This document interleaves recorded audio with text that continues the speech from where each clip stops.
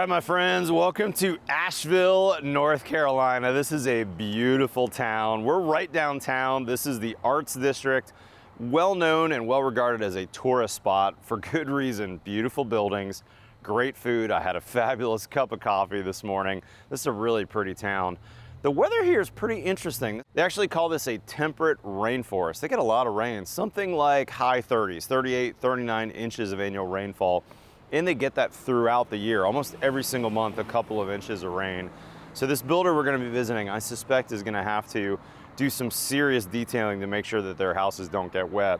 Now, temperature-wise though, this is a pretty nice spot. Summertime, maybe high of low 80s. Wintertime doesn't get much colder than about 30 degrees. It's like 28 to 42 in January here, so it's not bad. Believe it or not though, they do get quite a bit of snow. They get sometimes an average of 10 inches of snow. So they're gonna always get snow, maybe a little bit, maybe a lot. We're gonna be visiting Alair Homes, Red Tree Builders. We also wanna talk with these guys a little bit about what happened with Hurricane Helene, because they're coming up on that 1-year anniversary. And from what I've heard, the town was absolutely devastated and the aftermath was nutty. Like no water for 2 months for a lot of people, no power for a long period of time, and of course all the horrible cleanup. So we've got a really interesting build show on the road today. With that being said, we're visiting Alair Red Tree from Asheville, North Carolina on Build Across America. Let's get going. Build Across America, a Build original series, is brought to you by Arkland, Builder's First Source, Huber Engineered Woods, Pella, Truss, and ViewRail.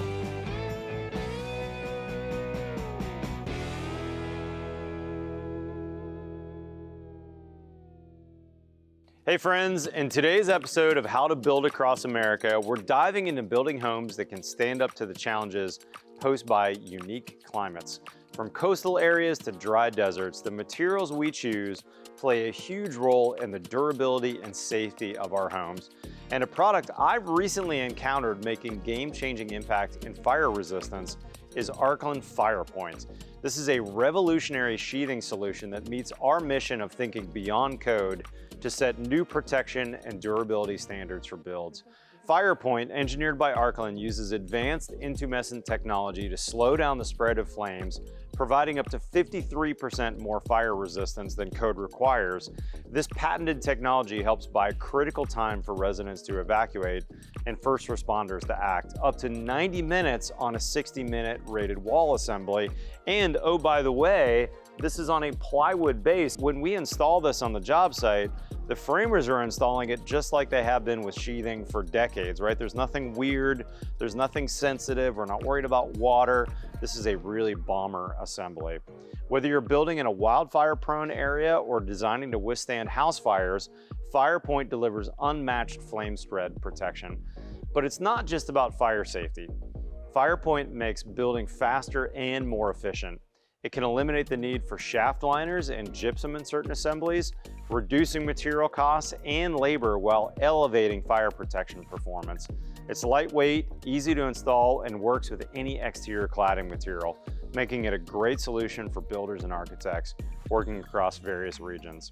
As we continue to explore building science across the country, Fireproof stands out as a product that not only enhances safety, but makes your construction process more efficient and cost-effective. Fireproof is a solution that provides peace of mind knowing that your building is better protected while also meeting the demands of your specific project, no matter the climate.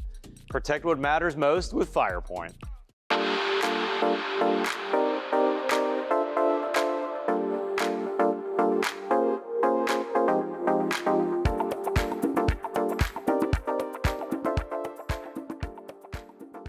Man, look at this beautiful job site in the trees, nestled up here on the hill.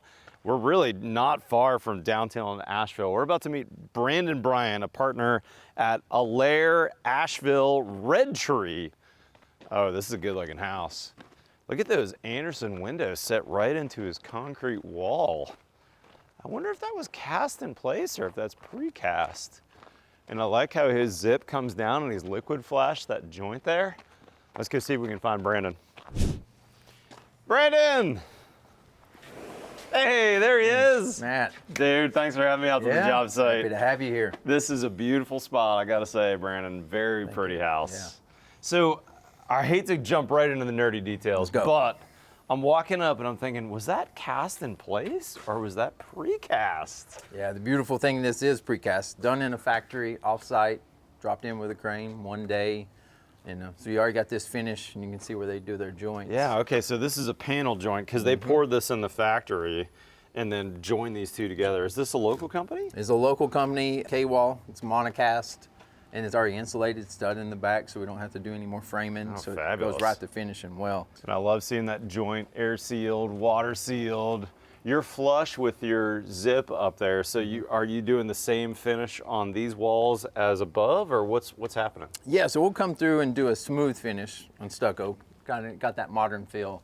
And then once we have the zip, we're going to do the James Hardy artesian with the mitered corners. Oh, cool. And so they'll kind of just pop into each other. I just did a project with that. It's awfully pretty. Yeah. Those mitered corners, people love it when you see it on the job site. Let's go in the basement because I want to see this precast. This is not a usual site to see on American builds. Check it out. So there's your EPS foam. How thick of foam or how much R value do you have here typically? So got an R19 here, 5,000 PSI. You know, not a super, like a poured wall, we typically do 10 inches, 12 inches. So this is only 8 inches, but this is studded out. So this is kind of part of the structural of this. Yeah, So it's like a beam that you'd see this way, but tilted up this way, tilted up right? that way, yeah. That's and pretty so cool. Already ready for the drywall. As I said here, we got chases for plumbing, electrical, so we're not having to drill through that. Okay, so you didn't drill these. These are just like a knockout, basically. Yep, they've already got, so ready. they got one up here, one here. That's neat. Kind of makes it flawless for everybody to do their work. And am I seeing that the slab is like toothed in down here? So this kind of helps lock these walls in place? Yeah, I think the thing when I started doing these 15 years ago, it's a floating foundation. So we got no concrete footer. So it's just sitting on pea gravel.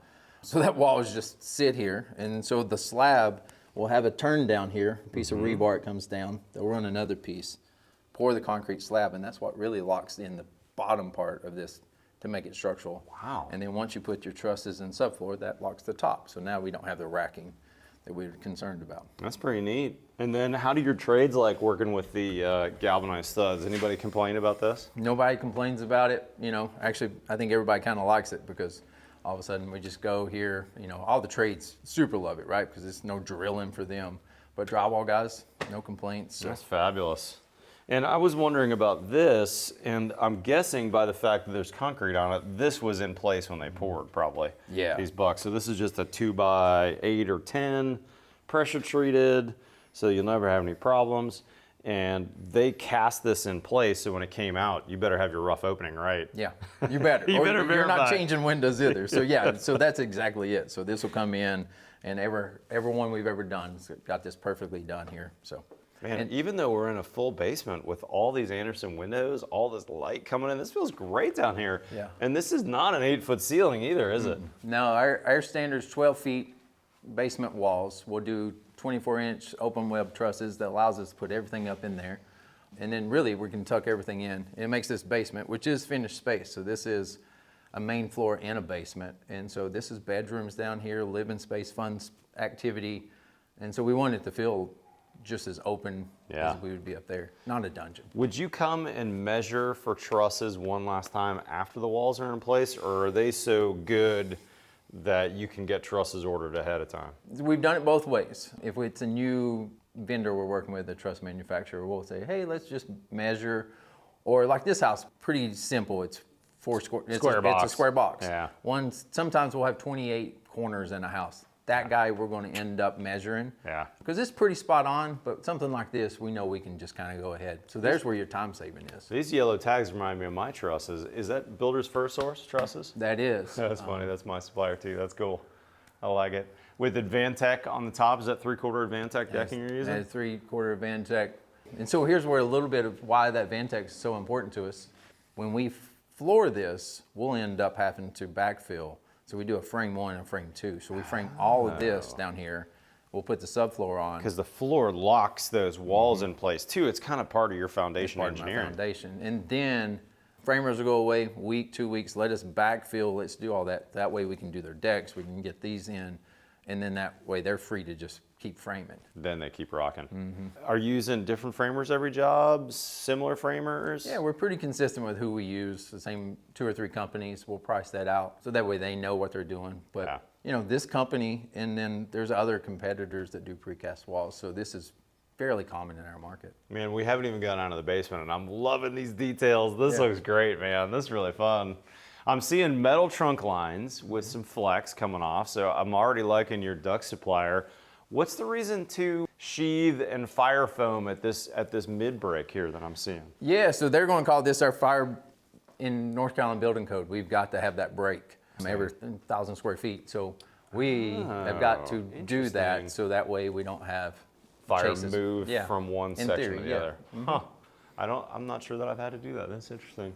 So that's just a fire break in the mid span of the floor, basically. If you want to see something we commonly fail, which is not what that says, but it mostly is, there's going to be something that is not fire caulked in that part, right? Like someone's forgot, we forgot to do that one trunk line. That's awesome. Yeah. We don't normally start our videos in the mechanical room, but Brandon, if I see a big open mechanical room, I gotta go see what's in there.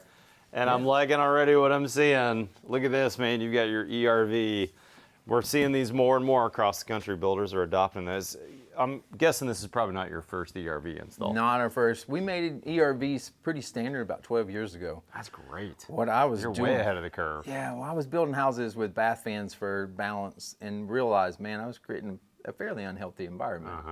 And now we've got dehues as part of our standard. Is that right? So every house Awesome. gets a dehumidification. Fabulous. Just because of our mixed zone climate. It's high humidity, and then we'll get super dry out. So sometimes we'll even put a humidifier for the winter, but standard dehumidification. Fantastic. And where will that live on this house, that dehumidifier? It'll Down in live this- here, and it'll be connected to all the ductwork. Okay, so we're in the rough mechanical phase, so not all the equipment would typically be in at this phase. They might install that at the final. Yeah. Especially in a nice mechanical room like this.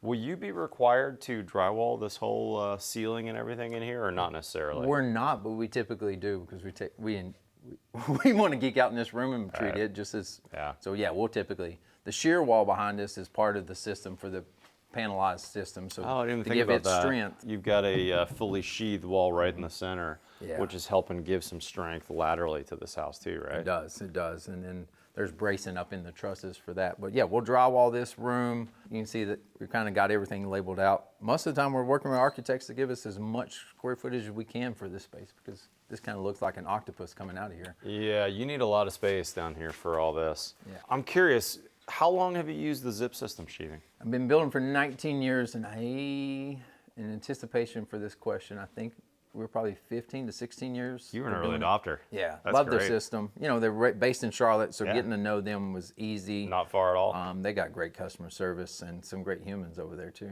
That's awesome. Let's get out of the basement and go see the rest of the house. We'll meet y'all upstairs. Brandon, I like your job site protection system. Yeah. These are great, aren't they? I have a real similar system that I use. Just unscrew them at the end of the job, take them back to the shop, and reuse them again. Yeah, safety would be a good priority, right? Yeah, it's a big deal. Man, this is a nice house. I like this size.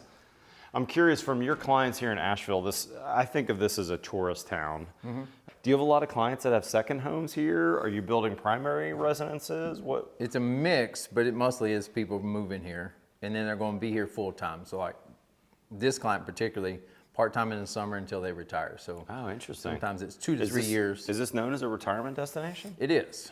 We'll have a lot of what we call halfbacks, people from up north that go to Florida and they come halfway back because they missed that season. That's So funny. that's the thing here. So you get a lot of people that are seasonal Florida to here, Yeah. so they get the best of both worlds. Or you'll get people, hey, I'm tired of the cold, but I like a little bit. I like that cold, Right. maybe snow once a year. It makes me appreciate it, but that's not, kinda I'm your not winter, falling in isn't love it? with it. Yeah.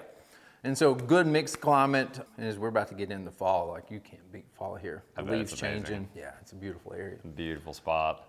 Now, I don't want to get too sidetracked on this because I want the video to focus on you and your construction, but Yeah. I know anytime anybody says Asheville, we think about what happened almost a year ago now with the hurricane that hit you guys.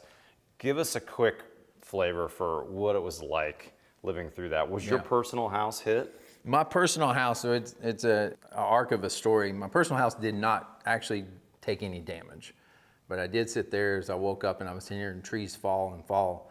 And then I got up, sitting in my chair and watched, I got a big bank of windows kind of like that. And I watched this pine that I kind of forgot I left fall within 5 feet right there and just shook the house. But some of my trees landed on my neighbors. So in our neighborhood, I was one of 3 houses that didn't have a tree on their house or through their house.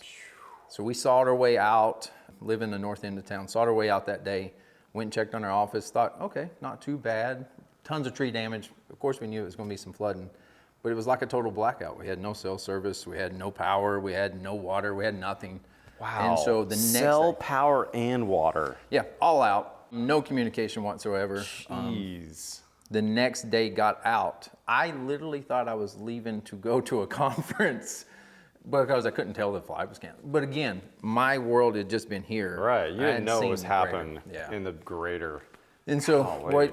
a lot of flooding, a lot of trees, mudslides. So it was raging water as opposed to just rising water. Yeah. So it's something unique. So it got kind of caught up in the mountains.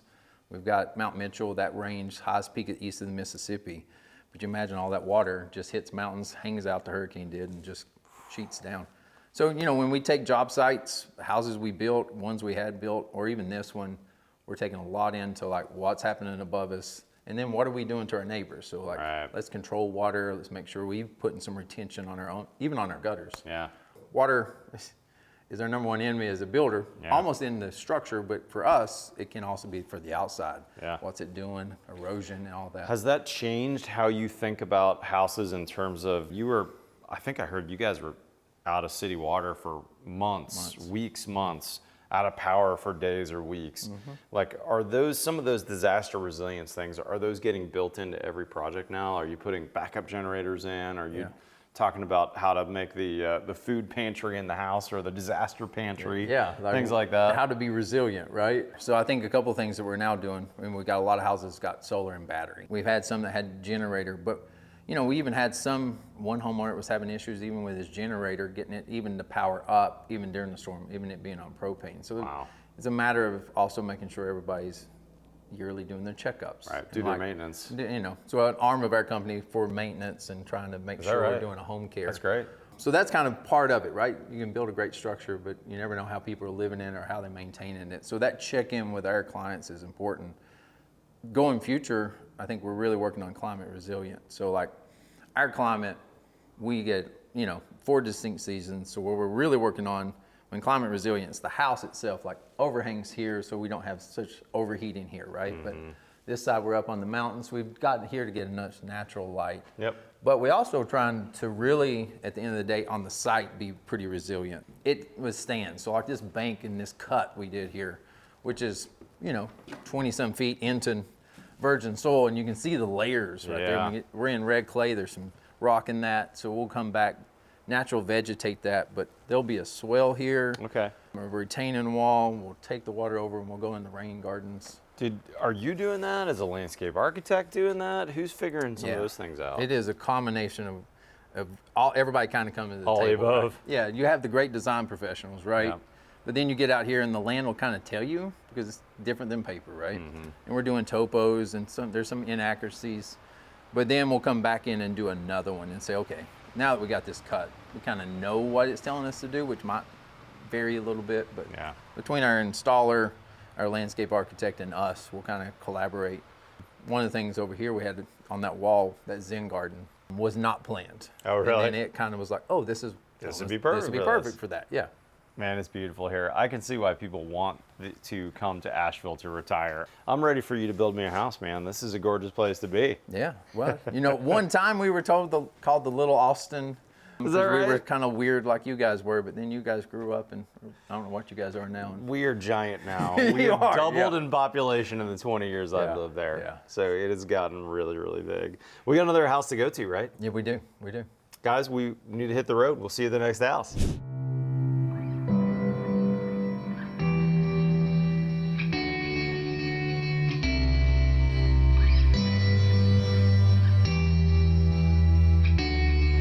We're headed to our next job site. Matt's following behind us. We're headed over here to Olivet and Agri-Hood. As we're driving, I thought I'd tell you a little bit of backstory about how we started our company 19 years ago. And started out computer science degree, family had been in construction, building residential bridges, but I was selling land, seeing just a need because we had 3 builders there that were building, and man, just wasn't doing a great customer experience. One actually ended up in jail because he didn't even have a license. So it kind of gave me a feeling of like, I want to kind of express myself in some artistic way, and this is a good way of doing that. And so we started out wanting to be a green builder, focused on energy performance. We did that for years, just doing a great job when it came to that. But as we kind of evolved, we started noticing we wasn't spending as much time in there. What we were putting in the house, the off gas, and the indoor air quality. What aspects of that should we be taking into account? So that kind of evolved to the next bit of just being really focused on indoor air quality, the health of the home, building a healthy home. Just kind of what we figured out is the energy performance is kind of a byproduct if you focus on indoor air quality. But we can build a very energy efficient house that can be, an unhealthy house. But also on that arc, we're a custom home builder. And what I realized that as I wasn't focused on the customer experience, and we were really just focused on building great homes. And so that's kind of been the other evolution of our company, from having an interior design in-house and having a full and on-staff certified interior designer, to really our evolution that we've had in the last 2 years of joining Alair Homes. Alair is the largest network of custom home builders across America and Canada. We've been talking to them for about on and off for 9 years. I feel honored that they had actually selected us. They're looking for the best builders in each market across the US and Canada. And so it was an honor to be selected to come on board. It is such a great network of builders, just a great mastermind, but also they do all the back office stuff for us. And so I can go build these houses and focus on building some of the highest performing homes in Western North Carolina and having a great customer experience. But now we have the back office resources to really have a client experience that's unheard of. And so that's been a great partnership. That's why you kind of see the 2 logos as we're doing a kind of co-branding. The Red Tree Builders name had been known for 19 years. Same team, same people. This is actually me investing in our company and really giving our team opportunities to scale and us kind of build in other areas as well and give our employees opportunities to be a part of that.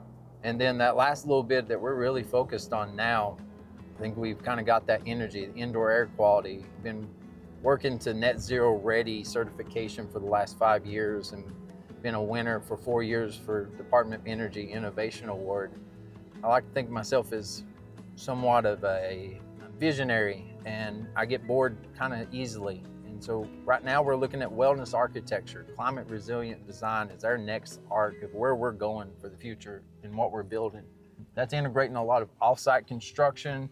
It is looking at our sites, building houses that are appropriate, the landscape appropriate for the terrain and our climate, and then also trying to make sure our houses are healing. They have moments in them for reflection, and they have moments for laughter and gathering, but really be mindful of what we're putting in houses. So that's not only working with some of the best architects in the US, it's also really the products we're putting in there and use of color. And then lastly, I've been super geeking out on lighting and how we as a builders and what we do can affect people's moods and how we can use lighting for that and help people have better sleep, and really diving into what artificial lighting does to us and has an effect on humans, and having the ability to kind of bring lights down in the evening. And truly what we've always been seeking for is to make some of that stuff automative. So that's where we're going as a company. We're excited for our partnership with Alair Homes and what that'll do for us, and our customer experience already been so good going into 2 years of that.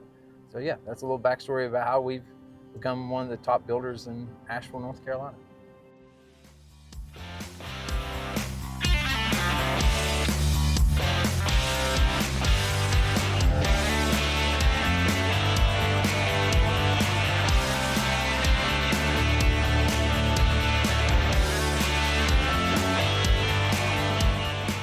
Brandon, this subdivision is absolutely drop dead gorgeous. What's the story behind this? Got a great story. So this was, like a lot of communities, went through the recession, bankrupt. A new group bought it, called it Alair. Our first agri-hood. So, got an active farm. You got the French Broad River, which is the world's 3rd oldest river. Is that right? Yeah, I think that's right. That's what the internet tells me. But that's what we say. And so you got the French Broad River here. You've got tons of walking trails. It's really back to nature living. You've got estate homes here. You got some houses we built that's kind of like on the river. And we got this exciting opportunity to partner with them to do 61 townhomes. Wow. Kind of that, that missing middle of just really being able to give somebody a good lock and go, and built on a high level, all solar panels, so it'll be all net zero homes. Super cool. Super excited about doing that. It's right next to the farm. We're going to have a playground, pickleball court, so it's going to be the active lifestyle. That's really cool.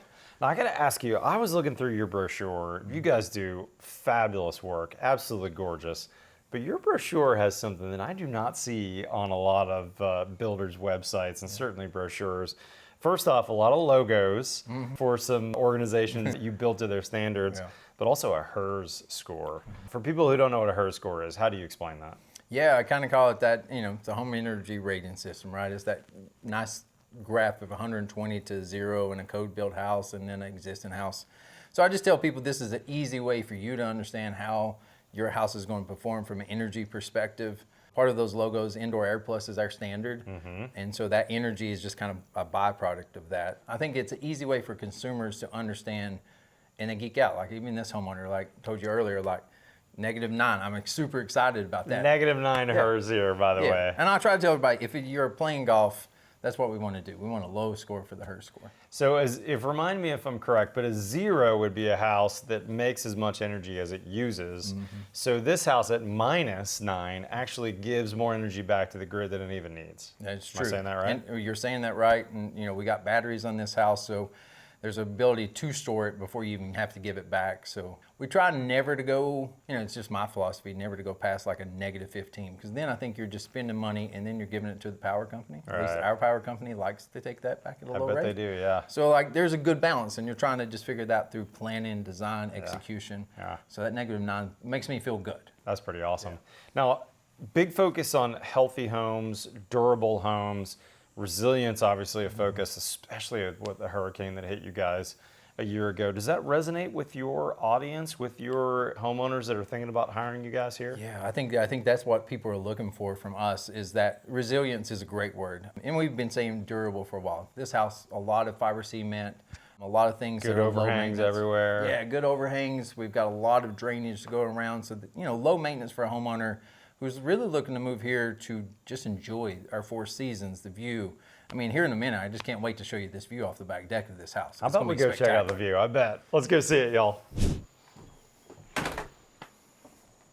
Oh, Brandon, look at this, man. This screen porch is legit. It's that 4-season outdoor living that you're just looking for here. And the weather, oh man, your temps are really nice a good portion of the year, aren't they? They are. I think outside of just a couple months there that you just appreciate winter and remember why you don't live up north where it's below freezing. Just gives you a piece of it. But it's not hot enough to be Texas either. No. I saw the maybe summertime highs are in the low 80s. Yeah, like, July we had, this year was a little bit record, but then, then within 2 weeks we were back to fall, and then we had rain, so you just wake up every day and have a different adventure. So. Yeah, not bad.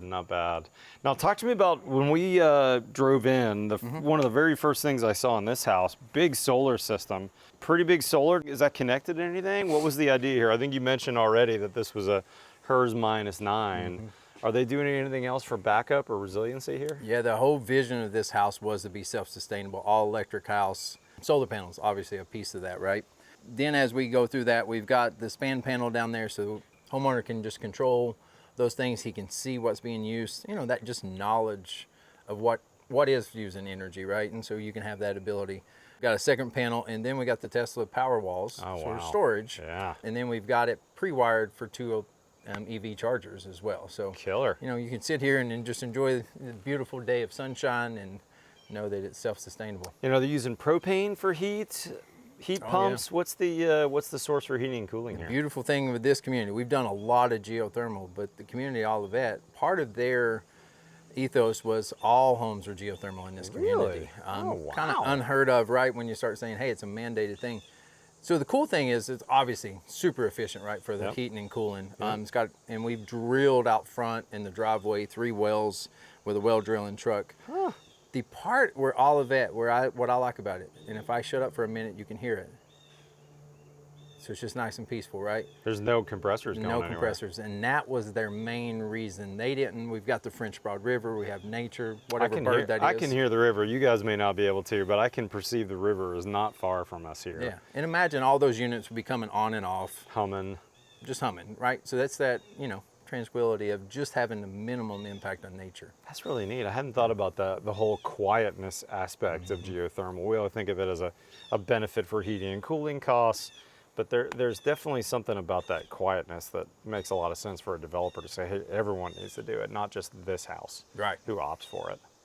That's pretty fascinating. Yeah. And so we've, I don't think we've had one issue. That the nice thing, it's all self-contained in the house. So we don't have that outdoor unit that, even through a storm, not even a hurricane, even a windstorm or something, we just don't have to worry about that thing being out there. Similar mechanical setup to the last house. What are you doing for hot water? Are you doing some fresh air in this house as well? Yeah, so from the mechanical, we're doing the fresh air. So the ERV is in there. We're putting a humidifier on the system. For wintertime, we're humidifying. Yeah, so we got that 4 seasons. So you're going to have a heating season for about 3 months. You got to make sure that wood floor, the comfort of the homeowners. And then along with that, we got a dehumidifier for Summertime and climate fall, right now. shoulder seasons. Yeah, and so, with the thermostat, all that humidification is tied into that. That way we can control it, us, and say, hey, here's our target of where we want to. So, informing a homeowner that you may not be in a cooling or heating season, but they may be air flowing through here, that's a good thing. Because I had previously clients that would just then turn stuff off, right? And the human behavior of how they build and live in these houses is critical. And so us educating what we're doing. The house has got the Broan Newtone system, so there's sensors all through the house for all the bath fans and any kind. So it'll pick up any kind of particulates from VOCs to humidity level, you name it. Does that kick on Kicks on to automatically. a higher? Yeah. And so that sensor will kick it on. It'll turn red. Come on, and it'll get orange, and then it's back to green. Means that it's self-determined. It's got an app. It's determined that it's okay. You're good to go. It's pretty neat. Yeah. I saw you've got Unify wireless access point. I'm a big fan of those systems. They have a full rack with Unify in it. And did I see a Sonos speaker as well over there? Yeah. So they got a full Sonos system in the house, full Unify in the house. Some really interesting tech going on here. You must have a client who's into the finer nerdy things, and then making sure every wire is perfectly lined up. Sounds like my kind of people. Yeah. You get all sorts of different people, but we get a decent amount of engineers. And that people are just like, hey, I'm really into what you're building. And then can we challenge you, Brandon, to do things that maybe you haven't done before? So that's the kind of clients we love, right? Like this client of giving us the opportunity to really shine and do things for them. Yeah. And then, but also we all love our music. We all be connected. So that's important as well. I have both Sonos at my house and a Unify whole system, and they've worked beautifully the 5 years I've been in the house. Yeah. So those are really good systems that I like. Yeah, that Sonos is so just touch-free. It's just smooth. Yeah. Hey, as we wrap up our time in Asheville together, I feel like it would be, especially as we're right around that anniversary of when the hurricane hit last year, I'd love to hear a few stories from you on what it was like on the, frankly, both the human side, your construction team, and also what's it like to run a company through a disaster. Yeah. Is there a spot that we could talk through that we might be able to kind of see what you were dealing with in terms of Mother Nature? Yeah, I think so. In this community, because the French Broad River, which is the river everyone saw on news, and if you've seen it, it showed that river going through Asheville, is literally right there. And yeah, I woke up a little worried about a few things, and those houses right down there were one of them. How about we meet you down by the river?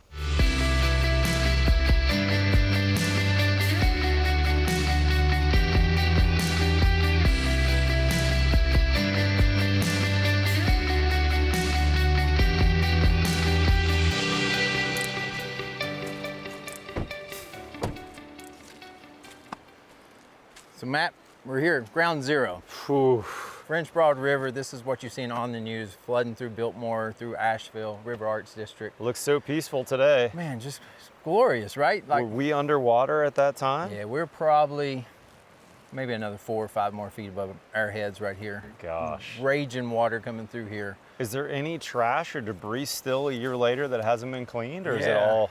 It looks pretty good where I am here. Yeah, you can see the community, all of it, just really went to work on it. They have all sorts of labyrinth and and walking trails through here. But on the other side there, you can see a little bit of debris. It looks like maybe some canoe or construction or something nestled up in the trees, but Yeah. everything else looks cleaned up. But this was just full of all kinds of houses that floated down, and a lot of people lost their lives too, right? Very much. I mean, it's a sad situation that I Oh. don't think we ever thought this area was going to have to live with and deal with. But, you know, pretty resilient community, people. Yeah. And And then these houses are not far from the river. Did No. any of these get touched? they did not. So you would think that they would. So we were building 2 of these houses. We built You were several. building 2 of these when that happened? Yeah, you see the second and third one, the modern and the craftsman there. We just moved the homeowners into the one on the right, and then this Oh. modern one. You know, we had about another 2 months left. Oh my And so as you're gosh. like waking up to the world of, you know, going on, and we had other houses we built here, you think about these houses, right? Not You're just wondering. from this storm of, oh God, like that water is going to be in those houses, but not only that, but the water above them. And, you know, them were 3-level houses with a ton of stuff. So, you know, what was a beautiful thing when we finally was able to hear minimal damage, didn't have any silt fence blowout on the one. The other one, we have rain gardens and was really intentional about capturing water. So for the fact that this was right here and all the things, maybe $500 in a day to try to really get that. And so, Wow. you know, really a lot during construction. You got to be mindful of how you're controlling water and silt fences, triple layers, what have you, and maintaining those. But even like thinking about how is water going to before I get done. Yeah. I was worried about those. We built some houses up on the mountains because there was trees that were falling and sliding. So there was, as a builder, you're not just worried about yourself and your own house, and then your team, and then you're Yeah. like, oh man, I've got a community of homeowners, and what do we need to do for them? And I'm curious from like, if you can transport yourself back, what was it like for like your employees? That, you know, I suspect some of the folks that work for you and your subs for that matter had houses destroyed, knew people or had family members that were lost. Or missing at that point even. What were the days after that like for you guys? Yeah, it was the most emotional roller coaster that every day was a little bit more to the point where all you do is find yourself grieving. I bet. You know, from our team, you know, it was a blackout, so I couldn't find out if people were doing it. You couldn't pick up the phone and call anybody. Text messages were happening. We're all checking in. We're a very tight group. And about, let's call it 6:37, all of a sudden texts were gone. Whoa. And the text, and I'll try not to be emotional. I guess I can be emotional. But my operations manager is literally texting us saying, here's my grandmother's number. Tell her we love you guys. As in, Oh my gosh. I'm almost saying goodbye I may to not you. make it. Yeah, may not make it. We had another guy that was already texting and said, house is taking on water. I've got to go. So, you know, it was just layered, and you realize how blessed you are in my current situation, and then you see the community as a whole. You know, I think my HVAC contractor, my shower glass, and my concrete company, all buildings got washed away. All we're talking about is slabs left. And just an antidote to that, I've been super involved with the Home Builders Association, was past president of North Carolina 2 years ago. And what a great organization. Our North Carolina home builders raised $500,000 and within no time was already giving money to those members that had lost everything. And Wow. you know, 10 grand when you don't have anything will help you get some tools, maybe a truck, right? Yeah, Just yeah. get you back on your feet. Because we had to rebuild the community, and then we had obligations to clients. I had to pay some payroll. As a builder, you're thinking, I want to help my community, but also, frankly, I need to pay my bills and make sure I've got money in my account to pay my subs who probably need money. And there's a certain amount of, I gotta work to live, Yeah. but I also want to help people. I bet that was probably some tough tension for a long time. It was conflicting about what to do, right? Because Yeah. you really want to help, and we have the skill and talent, so people should be relying on us, right? That's right. But at the same time, you know, you start looking around and like, hey, I had a good friend of mine from Virginia told me, Brandon, you may go out of business being a good deed guy. So be careful if you're working for insurance, make sure you're going to get paid. So he gave me some lessons because he almost went out of business because of it. Wow. So, you know, having a network of good builders to rely on, 'cause it was something I was unprepared for. For sure. 100% unprepared. We're prepared now, and I've learned a lot. The mental health aspect was really the part I was not ready for. Yeah, I bet that's true. I noticed even in your job site toilets, the porta potties, you have a suicide prevention hotline number right in the porta potty. Yeah. So I've got a story. I tend to think everybody's got some kind of mental health story, but I had some dark periods in my life and came through that. And so, you know, I think that's what God's told me Brandon, you should share that story, and you should look out for people. And if we truly care about our workforce, we should be an industry that people want to come to because we take care of them, but also we take care of them while we're doing it. And, for sure. You know, I think I shared some statistics. 4 times likely for suicide than job site fatality. Is that right? Construction workers. Yeah, construction, and the highest rate of suicide than any. And it's a variety of things, More right? than police or military even. Yeah. So like think about it, like, you know, you can get injured on a job site and then you can get addicted to some pain medicine, right? Yeah. Or there's just certain things that go with it. And I think as a business owner, from a COVID to a hurricane to all the pressure, and then you have markets that fluctuate. That's right. And you just don't know. It's a tough job being a builder. It's a tough job. Yeah, yeah. It's not for the faint of heart, for sure. But yeah, the beautiful thing with there, you know, we're up on 1 year, and I think hopefully your experiences, this place is back open. Beautiful place to live. Amazing. Come here. Yeah. Visit. Spend your tourist Spend the dollars money. here. Yeah. Come and have a beer. Go have Brandon build your retirement home here. That would be even better. Yeah. Let's end on this note. This is kind of interesting. You specifically mentioned, I'm not the only builder here using ERVs, and we didn't catch this on camera. We're walking out of that last house, and I was like, these houses around here are beautiful. And you specifically are like, we got some great builders here. Like, this guy's awesome, and this guy down the street building a house, great guy. It sounds like you guys are a little like my Austin, Texas community, which is very collegial, very open and willing to share with people. Sounds like you have a good builders association here too. We have a great builders association on the local level, and great builders. It's not very often that I couldn't be in front of a potential client and say, man, that's a great builder. That's awesome. That's a great builder. They're going to build you great houses. We all have a different way we're going to do it in our processes, but it really challenges us. So, what I like is a good challenge, and I could be building, just some sticks and bricks and not caring to the level we are. But it also just does challenge us about, hey, this year I'm going to show up at the parade homes, and internally there's some friendly competition, but a lot of sharing. So I've got some great buddies, even 2 that called me yesterday asking something, how do you handle warranty? Hey, can you help me out with this other thing? So I like that. Yeah, that's that collaboration over competition. I think we're all for. I love it. Guys, if you're interested in talking to these guys, we'll put a link in the description. Alair, Asheville. You can just look up Alair, and Brandon's company will pop up. We'll also put a link to your social media if you guys want to follow these guys on Instagram. They're posting all the time, but really appreciate you hosting me today. Thank you for coming. Great to meet you and spend time with you. I feel like it's such a breath of fresh air coming here and seeing the team that you've built, seeing the beautiful, really high performance houses that you're building here. It's been a terrific visit, man, for sure. Guys, super fun to visit with Brandon here, and I've never been to Asheville before. Gorgeous place, and I'm so thankful that they're back on their feet. Still a ways to go, but certainly back on their feet. We'll put a link to some of the organizations too that Brandon specifically mentioned. If you want to donate, I think they would still appreciate the love and support, because there's still a long ways to go. It's not done yet, for sure, by any means. Go check out on our past episodes of Build Across America. This has been Build Across America from Asheville. We'll see you next time. You know how I close out my videos? Yeah, let's do it. On the Build Show.